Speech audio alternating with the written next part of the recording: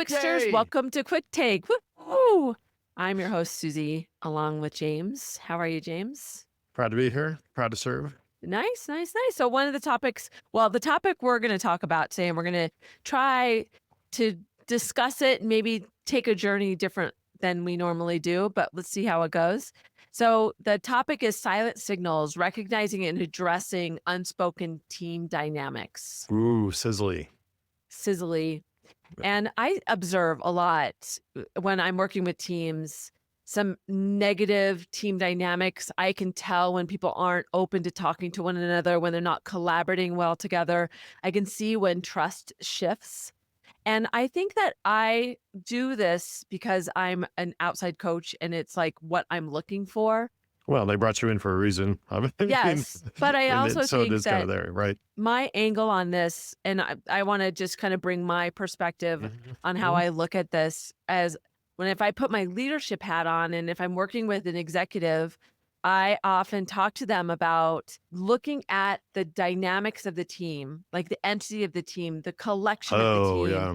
as Uh, another area to have focus in. So Sure. let me give you an example. A lot of leaders think about the individual and how I need to develop this person and what kind of feedback do I need to give them and how do I need to coach them along so that they're always expanding and learning.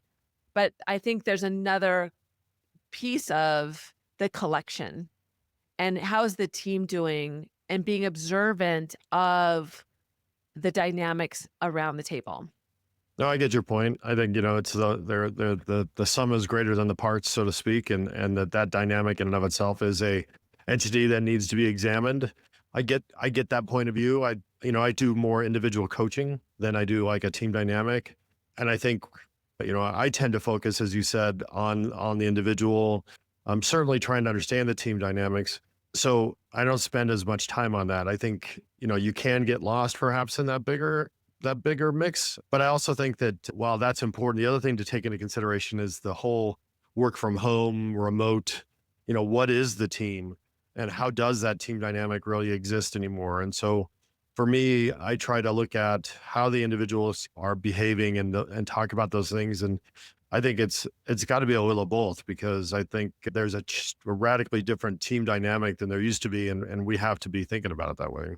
And I would say, I think it is really important to think about the Hmm. dynamic of the team because, like Google has said, they've said that they like to hire the collection together and put them in different Sure. places because that building of the context and the trust and understanding is in and of itself a really valuable asset for the company. It makes me think of I watched behind the scenes of MASH, and they were talking about how the The group TV of show? actors together, yes, Oh, sorry, okay. Okay. yes, the group of they created this kind of this whole feeling. And when somebody would leave and move on, they were really conscientious about not just replacing that character. It wasn't about that character that changed. This was a new entity to the Sure. group, to the team. And what the actors would say was that would raise their level Mm. because now they paid attention to the different chemistry that was associated to, and it made them become better. So I think it's a great thing to even talk about with your team and be observant of is how is that team working well together? How can you enhance that or pay attention to adjustments that you can be helpful with if there's tension? Yeah, as you were saying that, I couldn't help but think of really, that is, MASH was a TV show in the 70s, I guess. But in today's context, the Agile framework essentially says the same thing.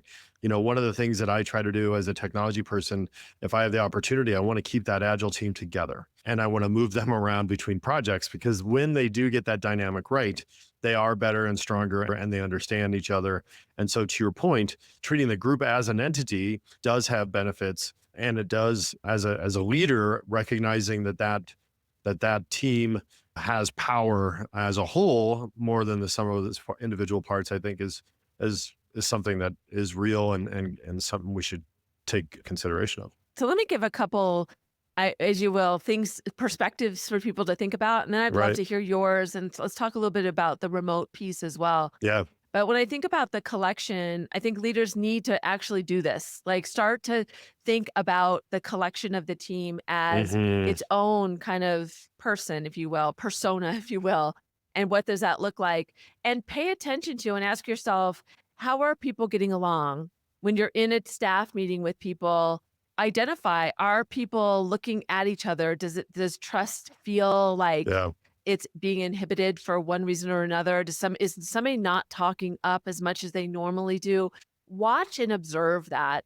And then the second thing is, another way to observe it is, what are people coming to tell you? Are you hearing one person complain about somebody else, or very carefully framing to you that this person was wrong in this example that they're giving or Right. something? Right. And pay attention to that. Don't just jump in and try to fix it. But once you identify that there's something off with the team dynamics or there's something to do, be really thoughtful about how you maneuver and how do you Yeah. help. God, it's so hard. And you're right. I agree with you. And I just recently was at a goal setting session for a company that had brought me in to observe. And the first day, all I was doing was watching how people responded to when Mhm. the CEO spoke. Like, were people afraid to disagree with him? Did he ignore what they said? Were people just listening to Yeah. see what his opinion was so they could share it? Yeah, those realizing what that team dynamic is so important. I also think that the team dynamic is a thing and it is an entity, but it is a function of individuals. And at the end of the day, Mhm. you have to pay attention to that. And as difficult as it is, sometimes, there is a bad apple. Sometimes there is a Mhm. piece of the equation that isn't working, or the team makeup is wrong. And I think Mhm. that sometimes you have to get in under the hood and really tackle those items. When you are working with a team that's never in the same room, it's a very different animal. Yeah. As a leader, it's really challenging to see who's making eye contact with, when everybody's in their jammies on their WebEx. And so you have to be more proactive, I think, as a leader. You have to start asking questions. You have to be probative. You Mhm. have to start asking about the team dynamic because you can't always observe it. What are some of the questions that you ask for remote intel? I like to ask if people feel like they are being heard. I like to ask if they're having problems getting people to attend meetings.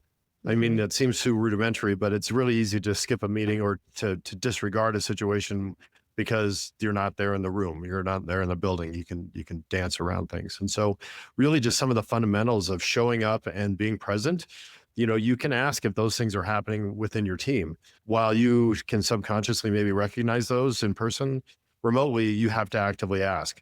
One of the things that we're really starting to find is, everyone needs to have their camera on because that makes a big difference.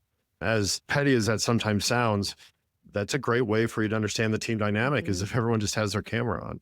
I love that asking people questions, and I would say, don't just do it in one way. Don't just ask them No, face yes, to it's not. face. Like, Yes. IM Hi, today I'm them, asking text questions. them. Yes, Yeah, like, yes. don't, but do it very casually and just not expect something in return. The other thing I like to do is, I'd love to hear feedback. So send me an IM and answer this Mhm. question and see who does and who Oh, doesn't.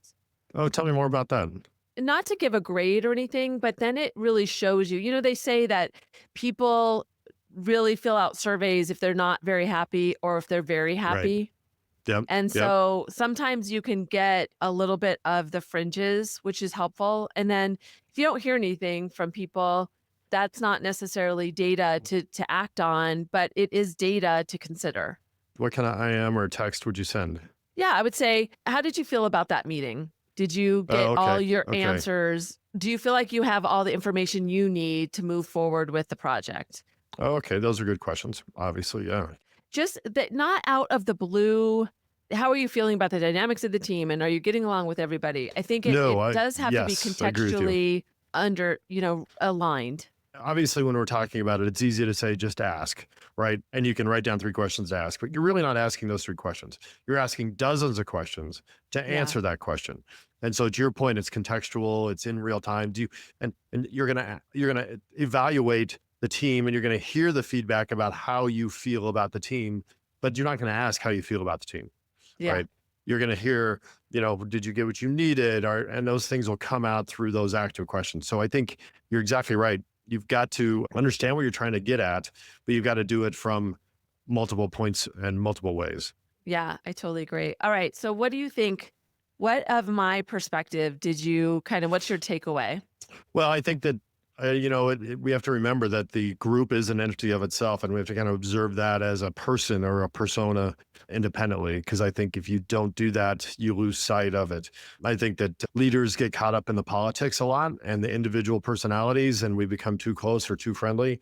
And if we don't pay attention to that macro entity, that macro function, we don't really have the good, true sense of what's going on. How about from my point of view? When I think about remote, I'm glad that you still have tension around that whole idea of remote and how Hmm. hard it is, because I Yeah. think that that some people will say, well, we've done it so long now, we're experts at it. And I don't think My that that God. is true by any means. Yeah. So I do think that there's a lot of very strong intention in asking questions and getting feedback and Hmm. being really connected. It's a really good reminder. I actually love that you said, turn your camera on, Right. because that is like another thing that's crazy that you're still saying that, Yeah. but it's true. It's really important. Yeah, it's definitely one of those things where, yeah, we've been doing it for so long, it doesn't matter. I know what they look like. Yeah, but that's not the point. This isn't Yeah. a reminder. This is about being connected. And I think we're hopefully finding that we are better together as a people. And when we're working together and aligned like that, then we are just better as a company. So we should Yeah. think that way. Good stuff. Yeah. This was a good one on team dynamics. Thanks, James. Thanks.